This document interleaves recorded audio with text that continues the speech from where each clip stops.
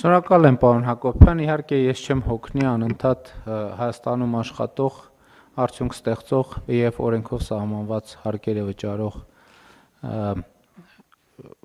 տնտեսվարողներին շնորհակալություն հայտնել, բայց ըստ էության շատ խորհրդանշական է, որ տվյալ դեպքում հարկ վճարողի օրը նաեւ քաղաքացու օրվան նախորդում է մի շաբաթով եւ այստեղ այո կա կոնկրետ իմաստ, որովհետեւ ըստ էության Հայաստանի Հանրապետության բոլոր քաղաքացիներն են հարկ վճարող, այսինքն այսպես քաղաքացի չկա, որ հարկ վճարող չէ։ Ես էլի ուզում եմ հիշեցնել մեր բոլոր քաղաքացիներին, որ անկախ նրանից նրանք ինչ գործունեություն են ծավալում, չկա այդպիսի քաղաքացի, որ գնում չի իրականացնում։ Եվ եթե քաղաքացին, ասենք օրինակ, խանութից ձեռք է բերում այս բաժակը, եթե այս բաժակը 100 դրամ արժի,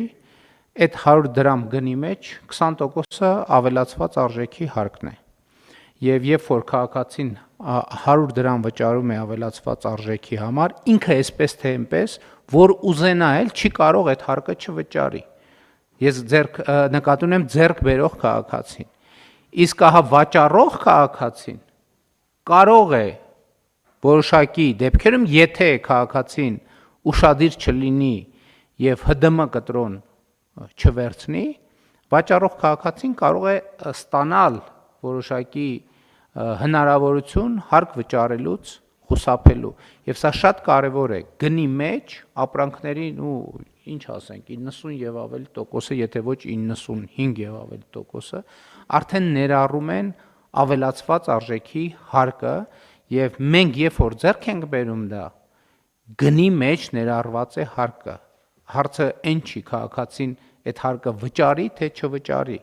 որովհետև էլի եմ ասում քաղաքացին հարկը այսպես թե այնպես պետքա վճարում է, դա անխուսափելի է։ Խնդիրն այն այդ հարկը կհասնի այն հասցեով, որ հասցեի համար նախատեսված է, իսկ հասցեն Հայաստանի Հանրապետության պետական բյուջեն է։ Իսկ Հայաստանի Հանրապետության պետական բյուջեն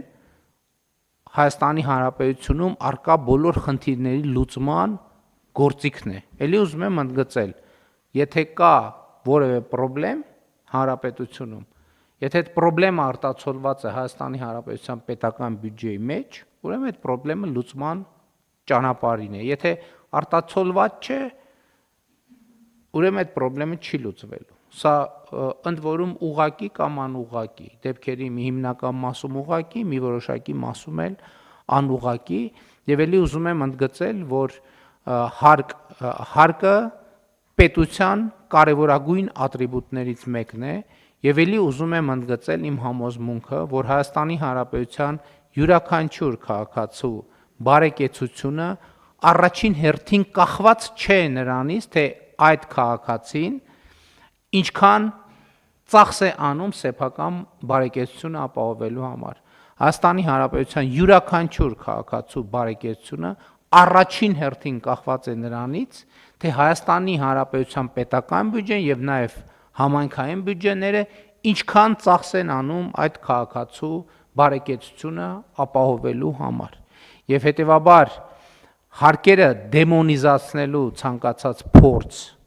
ես համարում եմ ոչ միայն հակապետական, այլև համարում եմ քաղաքացիների բարեկեցության դեմ ուղղված գործողություն, որովհետև այսօր մենք ինչ ենք առողջության ապահովագրության համակարգ ներդնել, որովհետև Հայաստանի Հանրապետության տասնյակ, հարյուր, հազարավոր եւ միլիոնավոր քաղաքացիներ աշխատում են, մի մասը իրենց աշխատում է եւ իմիջիալոց ոչ միայն քաղաքացիներ, որովհետեւ կան օտար երկրյա քաղաքացիներ, ովքեր Հայաստանում գործունեություն են ծավալում եւ հարկեր են վճարում եւ ես ուզում եմ նույնքան շնորհակալություն հայտնեմ նաեւ այդ մարդկանց, ովքեր լինելով օտար երկրյա քաղաքացի Հայաստանում գործունեություն են ծավալում, արդյունք ստեղծում եւ օրենքով սահմանված հարկերը վճարում։ Եվ հետեւաբար մարդիկ աշխատում են, հարկեր են վճարում, այդ թվում հսկիչ դրամարկային կտրոն են բաց թողում կամ պահանջում, այդ գործողությունների արդյունքում գումարները կուտակվում են պետական բյուջե եւ պետական բյուջեից արդեն բաշխվում են տվյալ դեպքում առողջության ապահովագրություն, կենսաթոշակների բարձրացում, հետվճար երրորդ եւ յուրաքանչյուր հաջորդ երեխայի աջակցության նպաստ, մինչև 2 տարեկան երեխաների աջակցության նպաստ, ուսուցիչների աշխատավարձի բարձրացում, զինվորականների աշխատավարձի բարձրացում, ամրացված շրջանների կառուցում, գիտության ֆինանսավորում, գիտնականների աշխատավարձի բարձրացում եւ այլն եւ այդպես ճանապարհների կառուցում, ցանկացած բան, որը մենք տեսնում ենք, դա առնչվում է պետական եւ համայնքային բյուջեների հետ։ Եվ հետեւաբար էլի այդ օրինակը բերել եմ նախկինում, ինչը նաեւ տենց շատ բանի հումորների առիթ է դարձել, ինչի համար ես ուրախ եմ։ Մեզնից ոչ մեկը չի կարող ինքը իր համար ճանապարհ կառուցել, չի կարող։ Եվ այսինքն մեզնից ոչ մեկը չի կարող իր երեխայի համար դպրոց կառուցել։ Մեզնից ոչ մեկը չի կարող իր համար բժշկական կենտրոն կառուցել,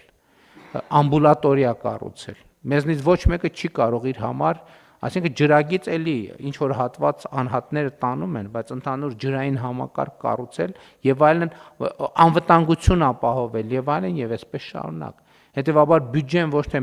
մենք տալիս ենք ուրիշին, այլ բյուջեն մեր ընտանեկան ներդրումն է մեր ընդհանուր խնդիրները լուծելու համար։ Պետության մոդելը ճշգրիտ ընտանիքի մոդելն է, որ մարդիկ աշխատում են եւ դնում են այդ փողը ընտանեկան բյուջե եւ հարցերը լուծում են, այդ հատվածում անհատական մաս էլ կա։ Բայց հիմնական մեթոդաբանությունը աշխատելը աշխատանքի արդյունքը մեկտեղելը եւ դրանով բարեկեցության ավելի բարձր աստիճանի հասնելը։ Ես էլ գոհունակությամբ ընդգծում եմ եւ շնորհավորում եմ եւ շնորհակալություն եմ հայտնում Հայաստանում աշխատող արդյունք ստեղծող բոլոր քաղաքացիներին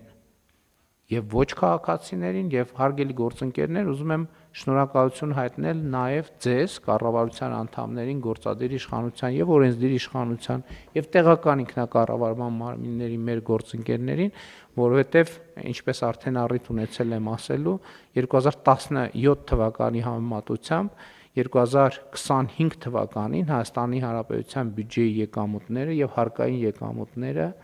130%-ով աճ են արձանագրել, էլի ասում եմ, եթե այդտեղից գրանցենք, հանենք, որպեսզի ճշգրիտ լինեն, այս տարիների ընթացքում մոտավորապես 29% գնաճի ցուցանիշը, ուրեմն բյուջեն ավելի քան կրկնապատկվել է, իրական տվյալներով ավելի քան կրկնապատկվել է, եւ սա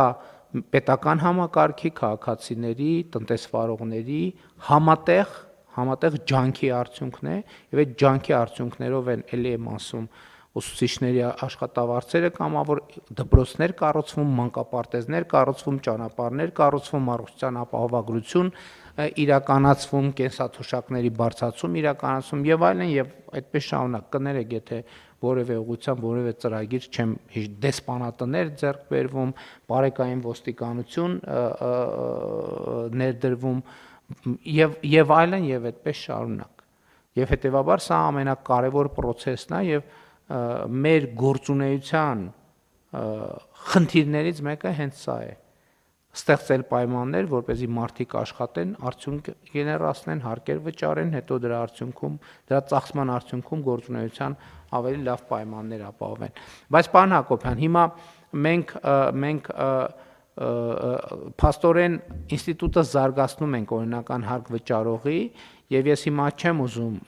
խոսել եմ մասին, թե սպայի դրությամբ իրենք ինչ հնարավորություններից են օգտվում, որովհետեւ մենք այս փոփոխությունից հետո կթարմացնենք եւ իրեն ավելի արդիական կդարձնենք։ Բայց ես ձեզ ուզում եմ կիսվել մի գաղափարով, որ ինձ անկեղծ ասած մի քիչ այլ կերպ հնչեց, բայց հետո ինձ հանգեցրեց այդ մտքի։ Նախորդ օրը ես Հայաստանի խոշոր գործատուների հետ էի հանդիպում եւ մենք էլի անդրադարձ եղավ պետական գնումների համակարգին եւ մենք էլ այդ հարցը քննարկել ենք, որ միշտ չի, որ նվազագույն գնի համակարգը ինքը բերում է ճիշտ արդյունքի, որովհետև մենք շատ դեպքեր, իհարկե պետք է խոստովանել, որ եղել են դեպքեր, որ նվազագույն գնի համակարգը բերել է մեր ակնկալած արդյունքի, բայց նաև շատ հաճախ լինում են դեպքեր, որ նվազագույն գնի համակարգը, այսինքն մենք մրցույթ ենք հայտարարում եւ ըստ էության հաղթող ենք ճանաչում նրան, ով որ նվազագույն գինը հայտարարել։ Եվ կար առաջարկ եւ գաղափար, որ նվազագույն գինը այո, բայց գուցե լրացուցիչ գործոններ էլ լինեն, որոնք գնի, այսինքն գինը լինի տեսակարար կշիռների բան ունենանք, համակարգը լավարկենք, որ գինը լինի մի տեսակարար կշիռ։ Հիմա օրինակ, եթե մարդը ունի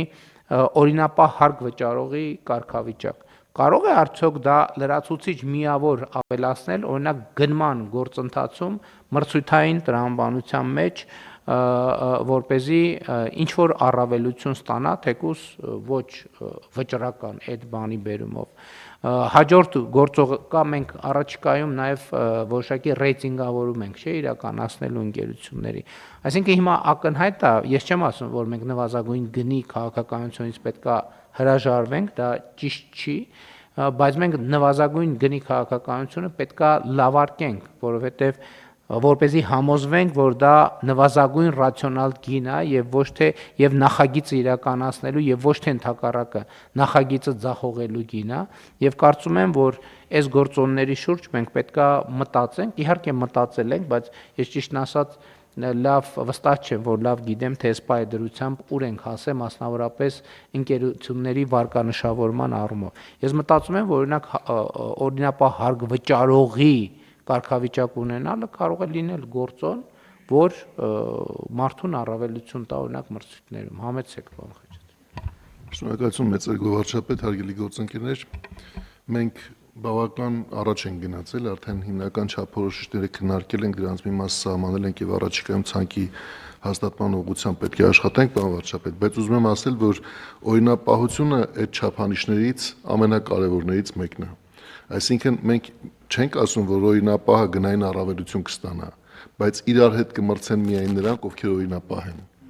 Այսինքն մենք ինչ ենք անում, ասում ենք հարկերը պատշաճ վճարելը եւ օրինապահ լինելը այն նախապայմաններից մեկն է, որը թույլ կտա այդ կառուցապատողներին, շինարարներին հայտնվել այդ կարճ ցուցակում։ Հետո բոլոր իրար նման օրինապահների միջև մենք կանցկացնենք գնային հարցում։ Եվ ով կտա ամենացածր գինը, նա կիմանա, որ մրցում է իր նման բարեխիղճ հարկ վճարողների հետ եւ արդեն ամենացածր գինը տալով կհայտնվի այդ պայմանագիրը վերցնելու տեղում։ Եվ մեկ ուրիշ կարևոր հանգամանք եմ ուզում պարզաբանել, այդ ընտրությունը այսօր էլ մենք ունենք, այսինքն այսօրվա մեր գնման ընթացակարգերը, պարոն Հովհաննիսյանը իհարկե կլրացնի, եթե ինչ-որ բան ամբողջական չասեմ, մենք ունենք երկու փուլ, ունենք երկփուլ մրցույթի գաղափարը եւ նաեւ նույնիսկ ունենք, եթե մեկ փուլ է, այնտեղ կարող ենք մենք առանձնացնել եւ տեխնիկական համապատասխանությունը եւ գնային արդեն առավելությունը։ Այսինքն մենք կարող ենք կշիռներ տալ, որակական որոշակի չափորոշիչներ ենք սահմանում, օրինակ մենք վերջերս տարածքային կառավարման եւ ենթակառուցվածքների նախարարության առաջարկով ծրագիր ենք քննարկում, այնտեղ 80% կշիռ ուներ որակական համապատասխանության պահանջը եւ 20% կշիռ ուներ գնային առաջարկը։ Այսինքն մենք այդպիսի գործոններ ենք հաշվի առնում, երբ որ որոշում ենք ընտրողին, ուղղակի գիտեք, ինչն է այստեղ ավելի կարևոր է նաեւ մեր կարողությունների զարգացումը կառավարության տարբեր կառույցների, որովհետեւ երբ որ մենք գնման պահանջ ենք ձևակերպում, այսինքն գնում ենք մրցույթ հայտարարելու, շատ դեպքերում մեր գործը չբարթացնելու համար միայն պարզ մրցույթ ենք հայտարարում, ասում ենք տեսնենք ով ցածր գին կտա, բայց եթե մենք կարողանանք մեր գնման առարկան լավ նկարագրել, այն որակական չափորոշիչները, որ ակնկալում ենք ստանալ, դրանք բերենք առաջին պլան, բացատրենք եւ երաշխավորենք, որ այդ գործոնը մրցույթի մասնակիցների կողմից պարզաբանվի եւ մենք էլ հետո կարողանանք դա հաշվի առնել գնահատել, դա արդեն կդառնա ինչ որ գործարարներն ակնկալում են։ Դե այդ թվում այդ նպատակին հասնելու համար ձեր նշած վերջին պարոն Խաչատրյան ներդրեցինք եւ ներդրում ենք կատարողականի հիման վրա վարձատրության համակարգը, որովհետեւ դա ճանապարհ է, որով ձեր ասած արդյունքին կարող ենք հասնել եւ դա շատ ճիշտ կետերից մեկն է, որ մենք չենք հաշվարկում տենց լավ այդ չանելու արդյունքում մենք ինչ ենք կորցնում, հասկանում եք, ընդ որում մեր իրականության մեջ կա մի հատ մեծագույն խնդրեմ, ենթադրում եմ կարող է ուրիշ տեղեր էլ կա։ Իրականում մեր բոլոր գնանշումների մեջ մեր ամենաթանկ ռեսուրսը չի գնանշվում, այդ ժամանակն է։ Մենք երբեք չենք գնանշում ժամանակը, որը ամենաթանկ ռեսուրսն է։ Մնացած բոլոր ռեսուրսները մենք կարող ենք ինչ-որ ձևով վերականգնել։ Ժամանակը միակ ռեսուրսն է, որ մենք չենք կարող վերականգնել, եւ դա երբեք չի գնանշվում։ Եվ մենք այսօր դեպքեր ունենք, որ այն խորհրդային միության ժամանակ տենց արտահայտություն կար, չէ, Դալգաստրոյի, որ մենք 3 տարի առաջ պետքա կառուցած լինեինք, ավարտած լինեինք, արդյունքը, բայց դա կառուցվում, ընդ որում, հա, պարզա մեխանիզմը թվում է կա, պայմանագիրը չեղարկենք։ Պայմանագիրը չեղարկելն էլ է տևում։ Միջև պայմանագիրը չեղարկում ենք, միջև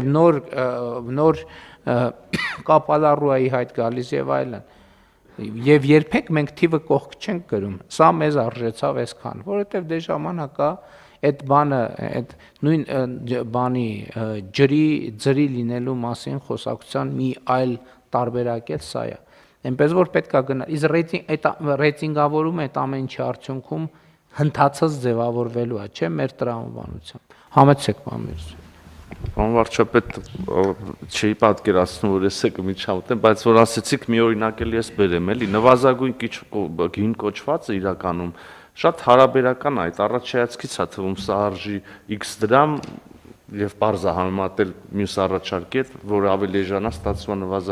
նվազագույն գինն է, բայց պետության վրա իրավիճակներ կան, որ իրականում ձեր ասածը նաեւ բանա շատ ավելի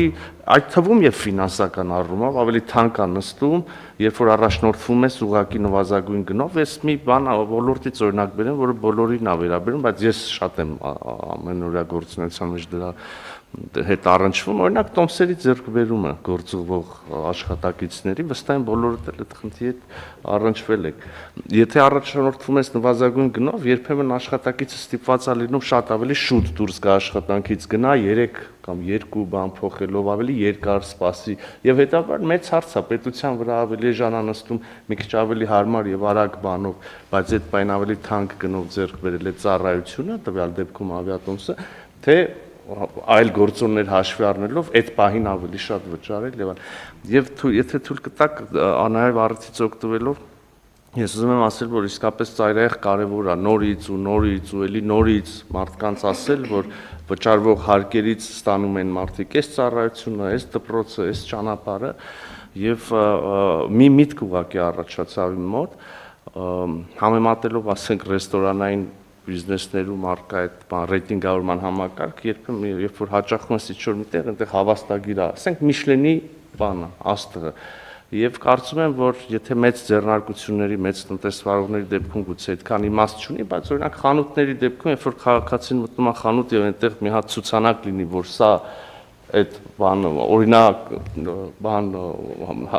օրինապա հարկ վճարողական լավագույն հարկ վճարող 2025 ասենք թե դա ավելյալ գրավչություն եւ քարոզչություն կարող լինի։ Հիմա on-line գործիքներ էլ կան, մարդիկ հաճախորդներ իրանք կարող են գնահատել ի վերջո նայ։ ՀԴՄ տվեցին, չտվեցին, այս արին չարի եւ այլն, այսինքն այդ գործիքները կարելի է ներառել եւ ընդհանուր դաշտը էականորեն կփոխվի։ Համեցեք բանակ։ Ի հավելումն այս քննարկման ես կարծում եմ, որ ընդհանրապես օրինապահությունը պետք է ներդրվի աջակցության բոլոր ծրագրերում եւ այս տեսանկյունից պարոն Խաչատրյանի հետ էլ ենք քննարկել էկոնոմիկայի նախարարության, ֆինանսների նախարարության հետ էլ հիմա մի մոդել ունենք, որը սկսել է կիրառվել տարբեր աջակցության ծրագրերի ժամանակ, բայց ժամանակի ընթացքում պետք է հասնենք մի կետի, որ այս օրինապահության ինստիտուտը այնքան կատարելագործի, որ պետական աջակցության ծրագրերից եւ գնումներին մասնակցեն եւ աջակցության ծրագրից օգտվեն այն հարկվճարողները, որոնք ունեն այս հավաստագիրը, եւ այս հավաստագիրը ըստ էության հենց այդ ձեր ասած հավաստագիրն է, որը կարող են նաեւ փակցնել իրենց սրահներում, որպեսզի մարդիկ տեսնեն, որ իրանք օրինապահ հարկվճարող են։ Հավանիչ տեսանյութը եւ բաժանորդագրվիչ նորությունները բաց չթողնելու համար